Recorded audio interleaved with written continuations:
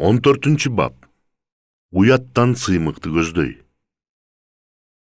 Ак баталуу майрам, идал атха Алланын сүйүүсүн жана анын бизге адамдарга болгон ырайымын сүрөттөп турат. Алла боорукер, Алла угуучу, көпкө чыдамдуу жана сабырдуу. Алла балдарды курмандыкка алып келүүнү талап кылган ырайымсыз Ханаан кудайларына окшош эмес. Ал Ибраим алейхиссалам уулун курмандык кылууга жол берген жок. Жана ага Мариям уулу Иса Машаякты айгашкан жыгачта көрүү абдан оор болгон. Алла бул адамдын каны менен ырахат алган варварлардын кудайларында эмес.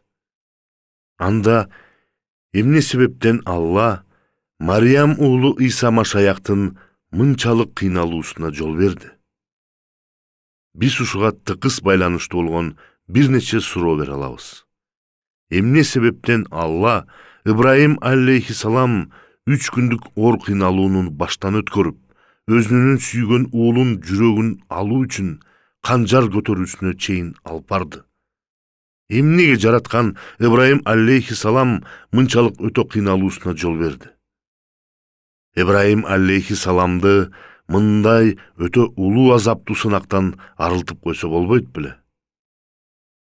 Алланын ушул бузулуп күнөөгө баткан кайгылуу, жоголуп кеткен дүйнөгө болгон сүйүүсү кандай улуу экендигин ал көрүш керек эле. Алланын максатын билбей туруп, эч ким анын досу боло албайт. Ибраим алейхиссалам Алланын алдында жүргөн бир жөнөкөй гана пенде эмес болуучу. Ал Алланын чексиз ырайымын жана сүйүүсүн баалаганга үйрөтүлгөн.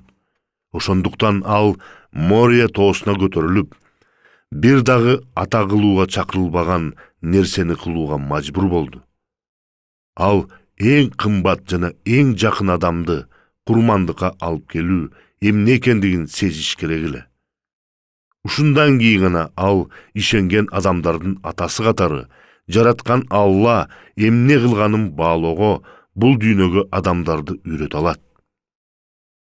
Алла бизди ушунчалык сүйгөндүктөн өзүнүн эң кымбат жана эң жакынын курмандыкка алып келди. Алла бизге өз уулун курмандыкка алып келүүгө даяр болгон Ибраим алейхиссаламдын тарыхын ачып берген.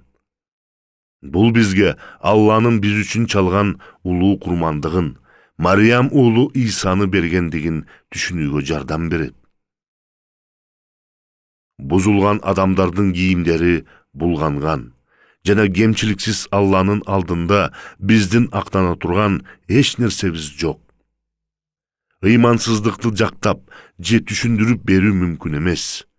Аны биздин жакшы динибиздин жыйынтыктары менен жууп тазалоого болбойт.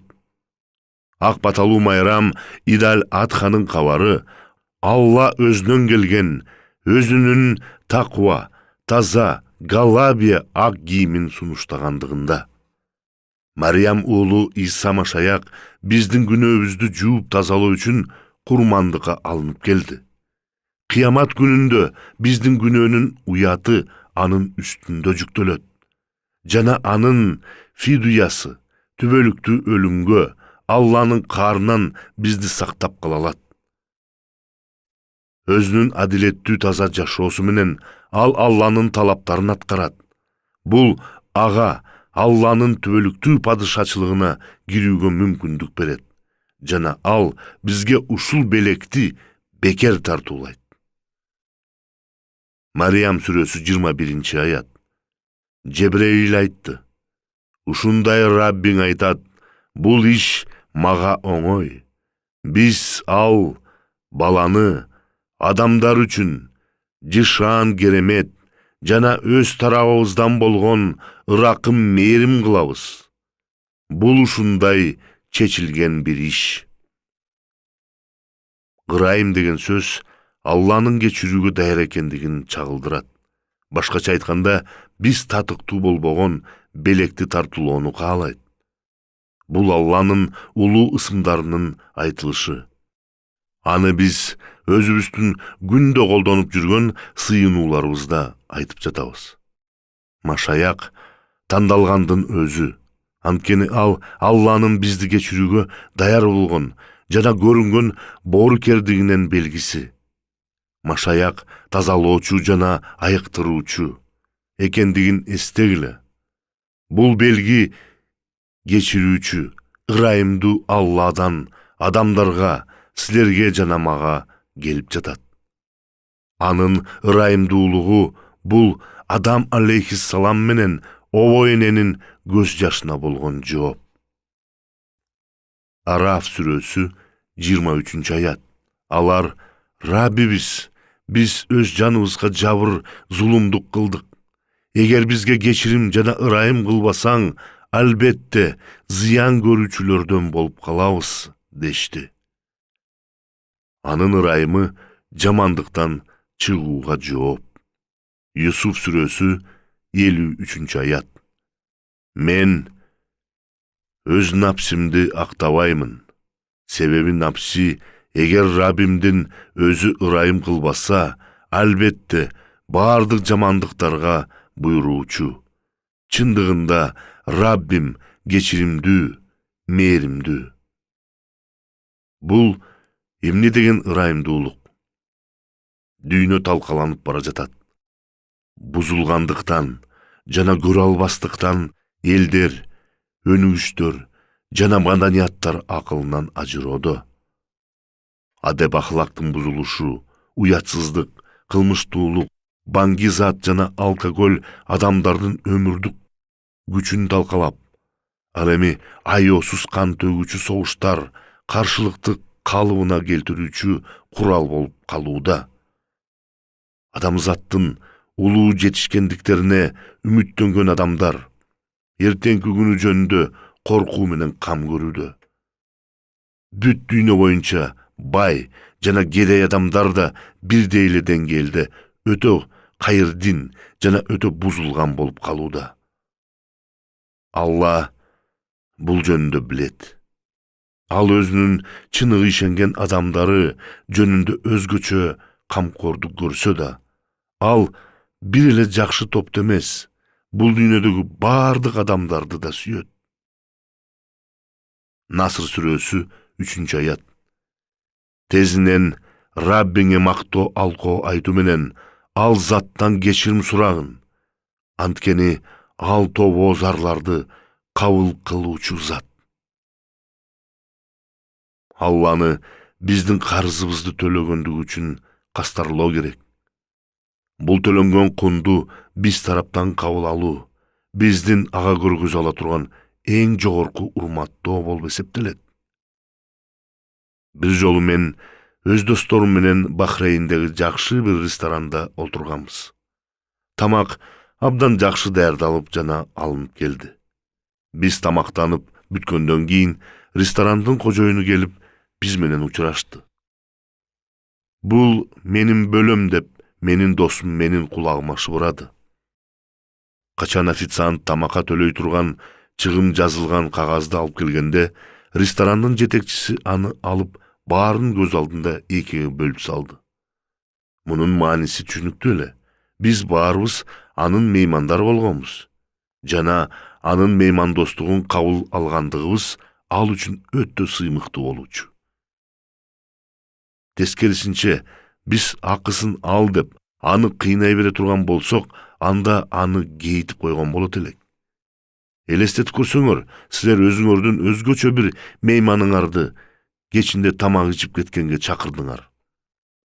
Тамактанып бүткөн кезде силердин мейманыңар силерден канча карыз болуп калгандыгын сурады. Силер кандай абалда калат элеңер?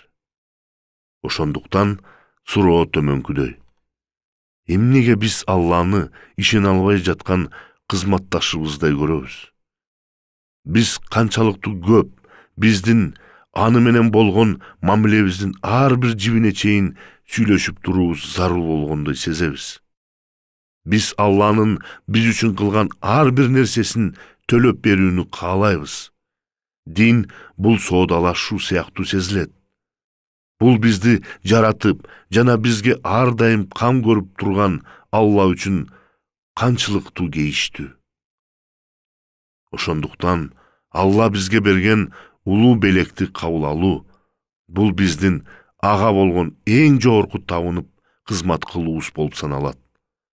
Бул өзүбүздү чын ыкластан ага тапшыруу.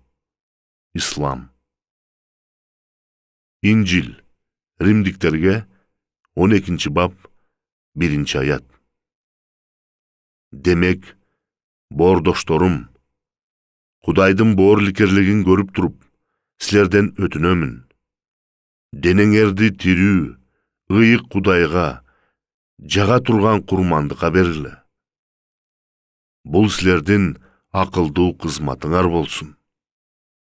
Төмөнкү баянда сүрөттөлө тургандай, ар намыс жөнүндөгү суроо Алла үчүн абдан маанилүү. Ханзаданын ар намысы. Байыркы Грециянын мезгилиндеринде бир карып калган падыша жашайт. Анын мураскору боло турган жалгыз уулу болуптур. Башка бир мамлекеттин күчтүү жетекчиси аны жеңип алат. Кары падыша колго түшүрүлүп, жана шаттанган жеңүүчү мындай деген талаптарды коет. Эгер силердин падышаңар мен сурай турган нерсени бере турган болсо, анда мен өз аскеримди кайра алып кетем. Эгер анын талаптарын аткарбай турган болсо, падыша өз тактысын, өзүнүн башкарган аймагын, жада калса жанын да жоготорун билген. Ошондуктан ал макул болот. Бир нече ай өткөндөн кийин жеңген падыша ага кат жиберет. Жана ал катта анын каалаган нерсеси жазылган. Мураскор боло турган ханзада менин кудайларымдын урматына курмандыкка чалынып өлтүрүлсүн. Бул талапты бардык тургундар угуп, үрөйлөрү учту. Ошондо ханзада өз атасына келип мындай дейт: "Ата, кел, талабын кабыл албай эле коелу. Ал көп сурап жатат." Падыша терең кайгыруу менен: "Кымбаттуу уулум, бул мүмкүн эмес. Биринчиден, мен сөз бергем. Экинчиден, анын аскери биздин аскерден 20 эсе көп. Эгерде биз анын талабынан баш тарта турган болсок, ал бизди соо калтырбайт", деп жооп берет. Уулу ойлонду да мындай деди: "Менин элимди куткарып калым үчүн мага курмандык болууга уруксат бер. Бирок мен мураскору жок кылам да." "Токтой турчу, атаке. Жаңы эле сен өзүң, эгерде макул болбой турган болсок, биздин баарыбыз өлүмгө учурайбыз деп айтпадыңбы? Ага караганда бул алда канча жакшы болуп турбайбы? Бирок менин уулум, мен сенин менден кийин падышалык тактыга отурушуңду ар намыс катары көргөм." Ошондо ханзада мындай дейт: "Менин сүйгөн элим жана мамлекетим үчүн өз жанымды берүүдөн артык менде ар намыс жок." Качан өз мураскорун өлүмгө чечкиндүүлүк менен даяр тургандыгын көргөн падыша терең кайгыруу менен макул болду. Уул кетип, жеңген падышанын алдында турду. Жеңген падыша ханзада келгенин көрүп: "Сен эмне үчүн келдиң?" деп сурады. "Мен өз элимди жана падышалыгымды сактап калуу үчүн, өзүмдү курмандыкка берүү үчүн келдим." "Абдан жакшы. Сен муну кыла аласың", деп жеңген падыша ханзаданы өзүнүн кудайларына тапшырды.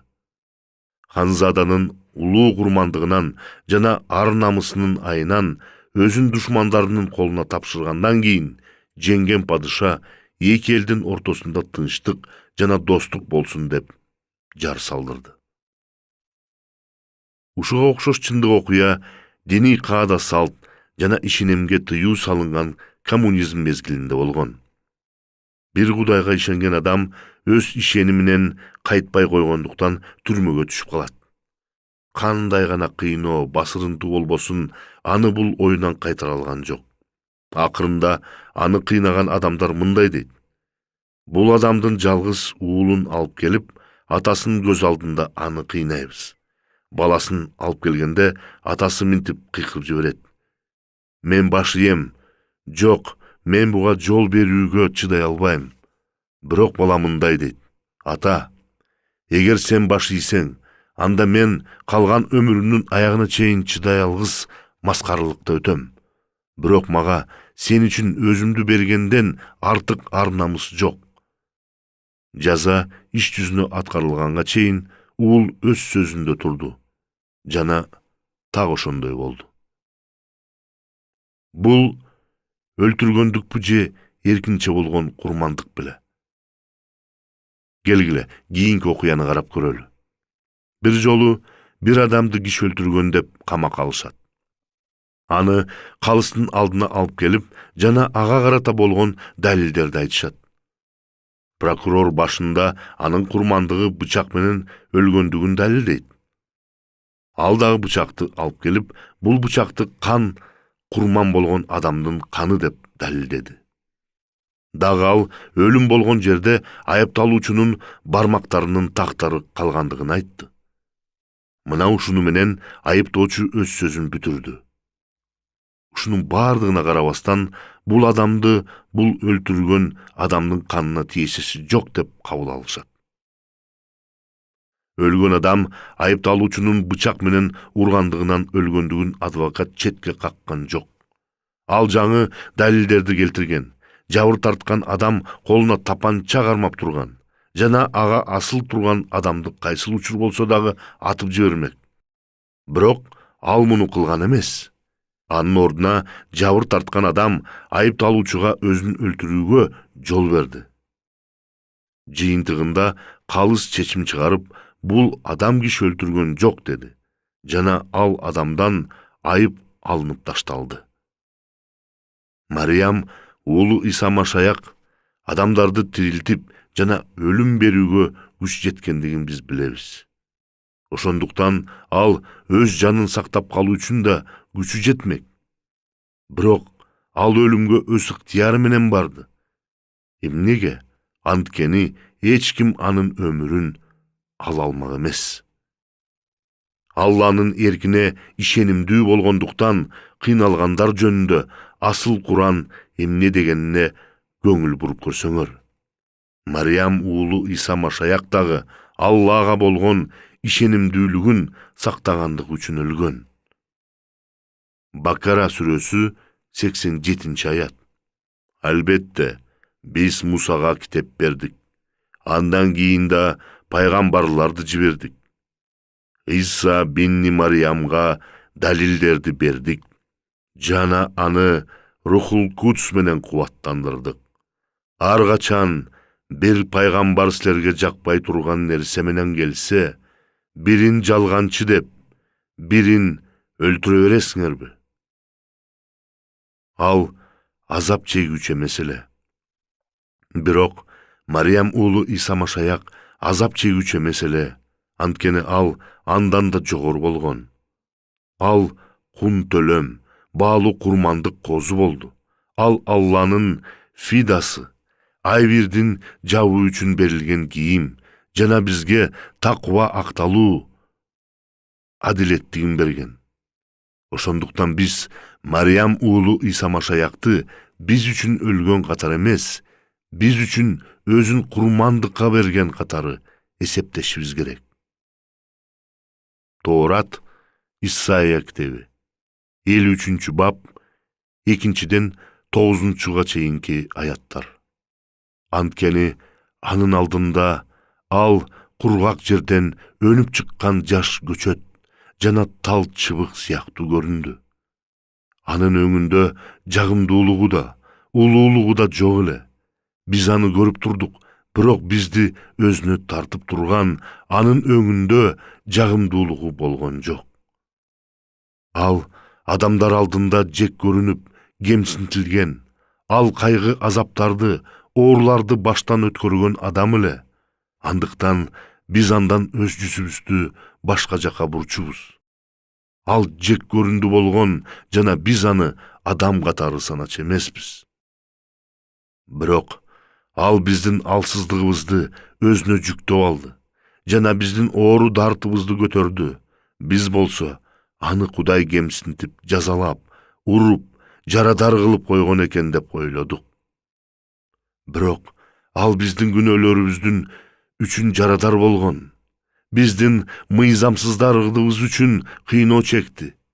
Бизге тынчтык болсун үчүн жаза ага тийген, жана анын жарааттарынан биз сакайып чыктык. Биз баарыбыз адашкан койлордой болуп, ар кимибиз өз жолубуз менен кеттик. Жана баарыбыздын күнөөлөрүбүздү Теңир анын мойнуна жүктөдү. Ага катаал мамиле кылышкан, бирок өз ыктыяры менен кыйналды, өз оозун ачкан да жок. Ал сойгону жетелеп келген кой сыяктуу, жана кыркмачынын алдында үнсүз козу сыяктуу. Ал өз оозун ачкан жок. Ал кырсыктан жана сот текшерүүдөн ал четтетилген, бирок анын өмүр баянын ким түшүнүп айтып бере алат? Анткени ал тирүүлөрдүн жеринен бөлүнүп алынды. Менин элимдин кылмыштары үчүн өлүм жазасын тартты. Ага зулумдар менен бирге табыт дайындашты эле, бирок аны бай кишинин мүрзөсүнө коюшту. Анткени ал күнөө кылган эмес, жана оозу калп айткан эмес. Инжил Лука 19-бап 10-аят. Анткени адам уулу жоголгонду издөө үчүн жана куткаруу үчүн келди. Инжил Иохан 10-бап 9-дан 11-ге чейинки, 14-төн 18-че чейинки, 27-28 аяттар. Мен эшикмин.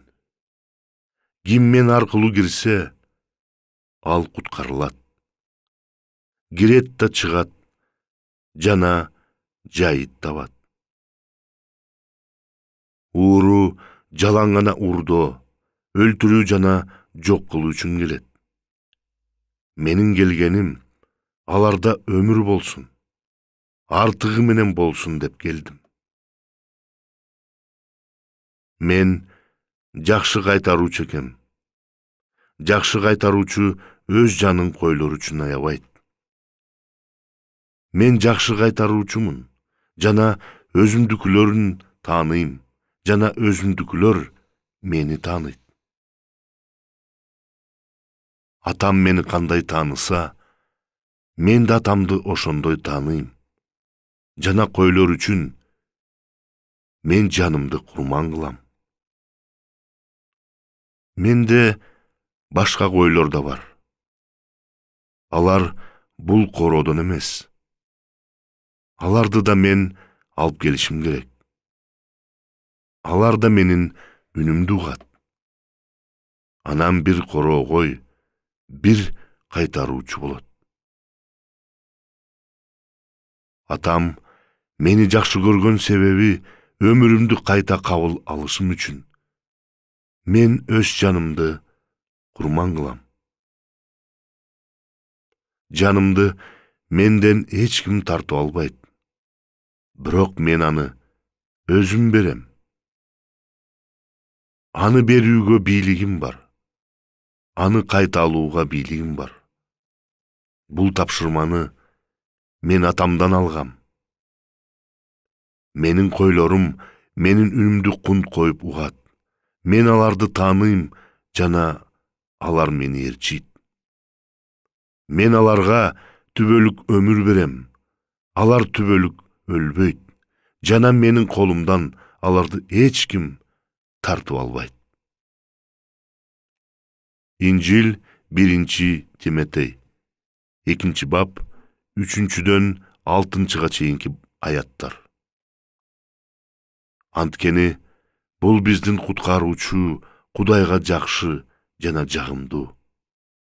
Ал болсо бардык адамдардын куткарылуусунун жана чындыкты түшүнүп билгенин каалайт. Анткени Кудай бир. Кудай менен адамдардын элдештирүүчүсү да бир. Адам болгон Иса Машаяк. Бардығының күнөөсүн жууп куткарыш үчүн ал өзүн берди. Өз мезгилинде күбөлүк ушундай болгон. Тунук сүйүү менен жетеленип, ал минтип айткан: «Я алту фиддакка, мен силердин кун төлөмүңөр болсом кана. Бафтик брухи, силерди куткаруу үчүн мен өз өмүрүмдү бермекмин». Ал төмөндөгүлөрдү айткандын өзү. Фадайтика, мен силерди куткардым. Фтек, ушул силердин кунуңар болсун. Рафкива нафсиллака аффидди, менин рухум жана жаным силер үчүн төлөнгөн кун сыяктуу силерге таандык. Ошондуктан биз ал жөнүндө мындай деп айта алабыз: Кул сайфиддай я Алла. Ал ушул үчүн барын аяган жок. Бүгүнкү күндө дүйнө террористтердин айыпсыз адамдарга болгон мыкаачылыктарынан титиреп жатат. Бирок Мариям уулу Иса Машаяка болгон жек көрүүчүлүк дүйнө көргөн коркунучтардын эң эле коркунучтуусу. Анткени ал жек көрүүлөр адамдарды таңгаларлык айыктырган, Кудайдын данышмандык сөздөрүн гана айткан жана Кудайдын сапаттарын, кыла турган иштеринин баарын көргөзө алган, жеткилең, боорукер жана сүйүүчү адамга карата багытталган.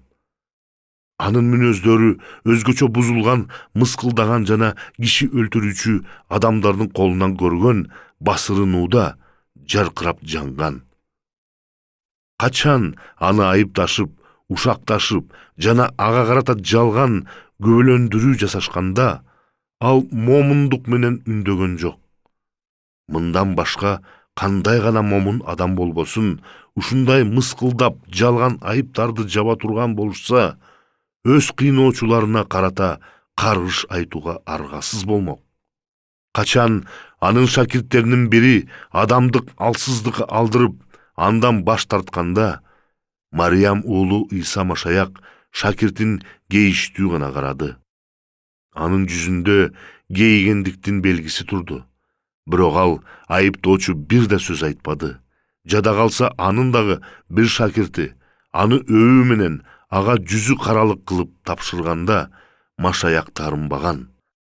Айкашкан жыгачта адамдар алдында кемсинтилип жана жылаңач асылып турганда да, ал өз чыдамкайлыгын жоготкон эмес.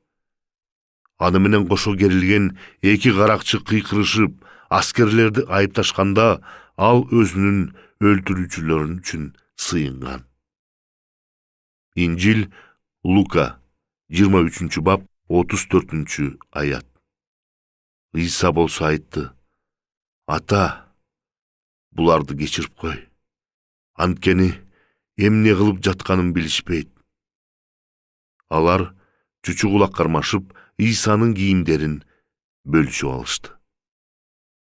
Бул жөнөкөй адамдардын белгилери эмес. Башка эч ким мындай сүйүү көргөзө алган эмес. Бир дагы адам бүткүл тарыхта мынчалыктуу азап тарткан жок. Таңгаларлык жашыруун бир нерсе болуп өттү. Эки таңгалыштуу көрүнүш бири-бири менен кагышкан. Мариям уулу Иса Машаякты өлтүргөн адамдар аркылуу көрүнгөн шайтандын Аллага болгон жек көрүүчүлүгү. Айкашкан жыгачтагы кыйноодо көрө албастык менен күрөшүп жаткан Алланын жеткилең сүйүүсү. Мариям уулу Иса Машаякты адилетсиз айыптоодо бүт дүйнө айыптуу болду. Жалган айып чыгарган иудейлер, өз коркоктугу менен кылмыш кетирген римдиктер, айыпсыз адамды куткарып алуу үчүн эч нерсе кылбаган, көпчүлүк болсо карап турган. Жада калса анын ким экендигин жакшы билүүгө мүмкүнчүлүк алган шакирттери да аны жалгыз кыйналууга ташташып, өз жанын куткаруу үчүн ар тарапка качышкан. Анын муктаждыкка кабылган мезгилинде бир дагы адам аны коргоо үчүн чыккан жок. Анын азап тартып кыйналган минуталарында бир дагы адам ага ичүүгө суу бергенге жараган эмес. Мындай сүйүү бир гана Алланын жүрөгүндө жаралат. Бул кудуреттүү Алла Мариям уулу Иса Машаякты өз мыйзамы бузулгандыгы үчүн кун төлөп, дүйнөнү куткарып алуу үчүн өзүнүн өкүлү катары жибергендигинин улуу күбөлөндүрүүсү. Инжил 1 Петр 1 бап 18-ден 21 чейинки аяттар. Аталардан силерге өткөн, түйшүктүү, көр турмуштан өтүп кете турган алтын менен күмүш төлөп куткарылбагандыгыңарды билгиле. Бирок күнөөсүз, таза курмандык козу болгон Машаяктын баа жеткис каны менен куткарылгансыңар. Ал дүйнө жарала электеле арналган, бирок силер үчүн акыркы убакта гана пайда болгон. Силер ал аркылуу Кудайга ишенеп калдыңар. Кудай аны тирилтип, ага даңк берген. Ошону менен силерде Кудайга ишеним жана үмүт болсун. Байыркы бир окуяда бир падыша өзүнүн падышачылыгында жашыруун сырларды кимдир бирөө сыртка жеткирип жаткандыгы жөнүндө шек санайт. Жана падыша бул адамга шапалак менен сабоо жазасын колдонсун дейт. Бирок көп узабастан эле бул тыңчы падышанын энеси экендиги билинип калат. Тилекке каршы падыша чечим чыгарып койгон. Бул чыгарылган чечимди эч ким буза албайт. Ошондуктан ал өз жасоолун чакыртып, жанага мындай деп буйрук берет. Менин энемди байлап, болушунча катуу саба. Качан жасоол биринчи уруусун баштаарда, падыша жазалоочу секчеге секирип чыгып, өз кол астындагылардын көз алдында өз денеси менен өз энесин жаап, урулган соккуларды өзүнө алып, өмүрүн тобокелдикке салат. Бул сабак анын падышалыгындагы адамдарга башка жазаларга караганда көбүрөөк из калтырды.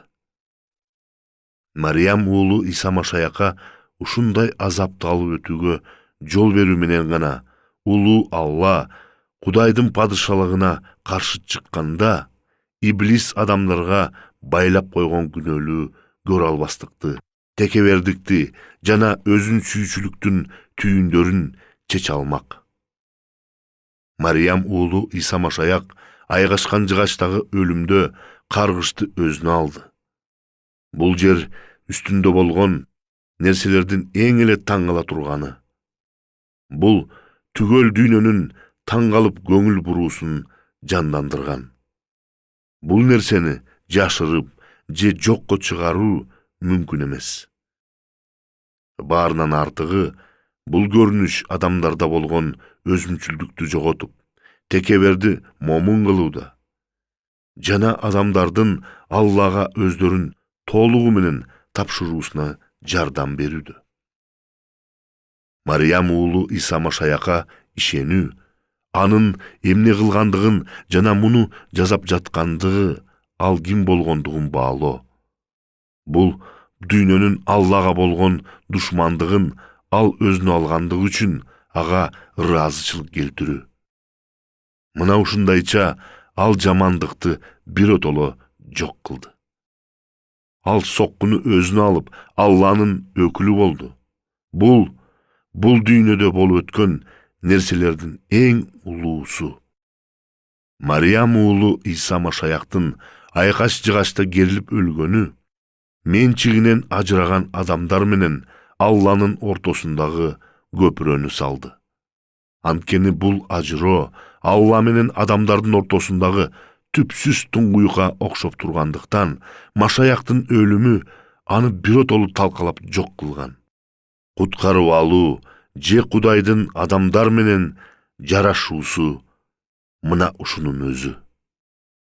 Мына ушундайча Мариям уулу Иса Машаяк Алла Ибраим алейхиссаламдын уулунун ордуна берген улуу курмандык болуп калды. Жана Ибраим алейхиссалам Алла бул туурасында айтып берген. Курмандыкка чалынган курмандык козунун каны анын уулун ölümdөн kutkарала тургандыгына ишенгендей, İbrahim aleyhissalam түркөйлөрдөн болгон эмес. Чыныгы улуу курмандык болуп эсептелген Мариям уулу Ыйса Машаяк дүйнө жаралектеле курман болуу үчүн арналган жана өзүн Мория тоосунда чексиз курмандык фиддайя катары берди. Инжил Эфестиктерге 1-бап 7-аят. Машаякта анын каны аркылуу бизге куткарылуу, анын ырайымынын молдугу менен күнөөлөрүбүзгө кечирим тийди. Бул Ибрайым алейхиссаламдын ишеними болгон. Бул өзүн Ибрайым алейхиссалам курмандык чалчу жайда өлүүгө багышталган сүйүктүү уулдарыбыз деп эсептеген ар бир адамдын ишеними. Мория тоосундагы Ибрайым алейхиссаламдын уулу биздин ар бирибизди билдирип турат. Жана биздин бардыгыбыз бирдей эле абалда ушул Кудайдын белеги менен куткарылганбыз.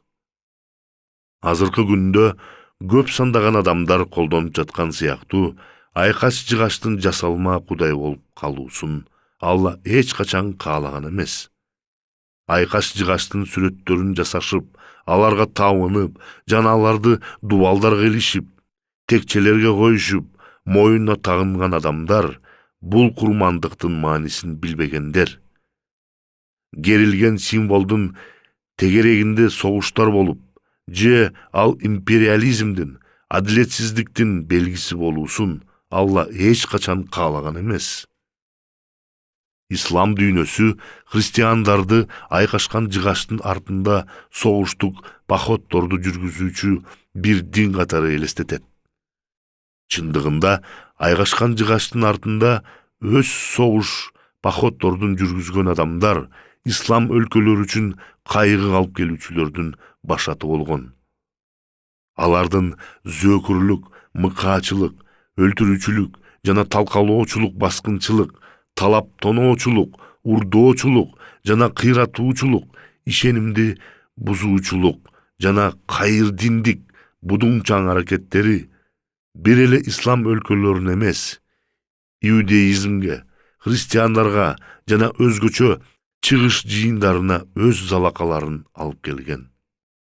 Жогоруда айтылып кеткен Йемен жана Египет окуялары биз кагылышып жаткан тарынкан адамды өлтүрүү же өзүн өзү өлтүрүү болуп саналган, талкаланган ар намыстын чыныгы эки кыйын абалын бирин тандоону түшүнүүгө жардам берет. Мына Мариям уулу Ыйса Машаяк эмне кылды? Ал бизди айыбыбыздан арылтуу үчүн жөн эле өлгөн жок. Ал биз өз өмүрүбүздө алган жаракаттардын баарын өзүнө көтөргөн. Ал фидда катары биздин уятыбызды жууп, ошону менен биздин намысыбызды кайрып берүү үчүн өлгөн. Аны өзүнүн эли кабыл алган жок. Алар аны басырындып, анын беттерине түкүрүшкөн. Анын кийимдерин чечишип, көрүнүктүү жерге коюшту. Ал абдан зөөкүр каракчы сыяктуу өлгөн. Ал шаардан тышкары каракчыларды өлтүргөн жерге өлтүрүлдү. Ал Аззакия айыпсыз, ыйык болсо да муну жасаган. Мариям сүрөсү 19-аят. Ал айтты: Мен бар болгон усага бир аруу пакиза, уул белек кылуу үчүн Раббиңдин элчиси гана болом. Мариям уулу Ыйса Машаяк биз алган сезимге таасир берүүчү бардык жаракаттардан арылышыбыз үчүн бул ишти бекер аткарды. Анын өлүмү бизди күнөөнүн уятынан боштондукка чыгарган. Мариям уулу Ыйса Машаяктын өлүмү чындыгында эле бизди таң калтырат. Бирок анын өлүмү биздин басырынган абалыбызды жууп тазалай ала турган жападан жалгыз курмандык. Ал аркылуу гана биз чыныгы бакытка кенеле алабыз. Biz alып жүргөн оор түйшүк жана бизди Алладан коркутуп турган кейиткен бардык айып анын үстүнө жүктөлдү. Биз өзүбүз менен өзүбүз башка адамдар менен элдеше алабыз. Эң жогоркусу Ар-Рахмани Рахим дин өзү менен элдештик. Курмандык кум болуп, биздин айыбыбызды жана мыйзамсыздыгыбызды өзүнө алган Мариям уулу Иса Машаяктын урматына өзүбүздү күнөө үчүн өлтүрүүгө курмандык чалуунун кажети жок. Бул абдан кубанычтуу жаңылык. Бул Алланын бизге көргөзгөн сүйүүсүнүн, ырайымынын далили. Торат, Исайя 54-бап 10-аят. Тоолор ордунан жылса да, адырлар солкулдаса да, менин ырайымым сенден кайт болбойт. Жана менин тынчтык осуятым солк этпейт. Дейт сага ырайым кылуучу Теңириң.